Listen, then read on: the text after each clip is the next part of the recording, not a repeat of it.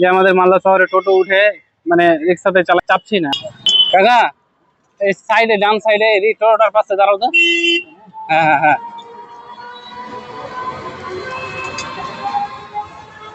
Side করো। ব্যাস ব্যাস ব্যাস।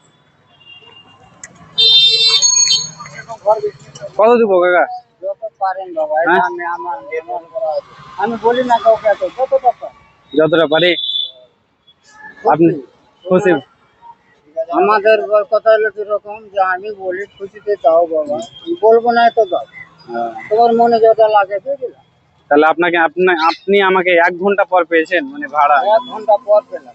মানে টোটোতে এখন রিক্সাতে সেরকম ভাড়া হচ্ছে না? আরে হয় আসতো হয় না। আমি চিন্তা ভাবনা করছিলাম তুমি করে বাড়ি যাবো, যাক, আপনার জন্য এটা টাকা হবে এটাতে।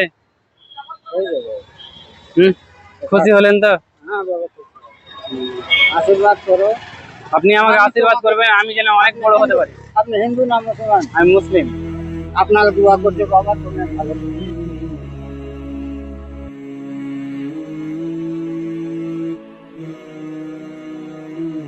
ঠিক আছে, আপনি খুশি কিনা? আমি খুশি আছি। ঠিক আছে কাকু, আসেন ঠিক আছে। আপনি খুশিতে দিলেন। হ্যাঁ খুশিতে দিয়েছি করছি বাবা, তুমি আশীর্বাদ। আমি একটা ভিডিও শুট করছি কাকা, এই ভিডিওর মাধ্যমে একটাই কথা বলতে চাই টোটো মানে এই রিক্সা চালানোর জন্য, যে আমাদের মালদা শহরে টোটো উঠে মানে রিক্সাতে চালাইছেন মানে চাপছি না। আমি একজন টোটো ড্রাইভার, সত্যি কথা বলতে। হ্যাঁ টোটো ড্রাইভার আমি, আমার টোটো হচ্ছে এটা, বুঝতে পেরেছেন তো? আমি এই জন্য এই বার্তাটা দিতে চাই সবাইকে যে মালদা শহরে আসলে উঠবেন, সামান্য কিছু ভাড়া দিবেন, কারণ যে কাকুরাতে খেতে হবে নাকি।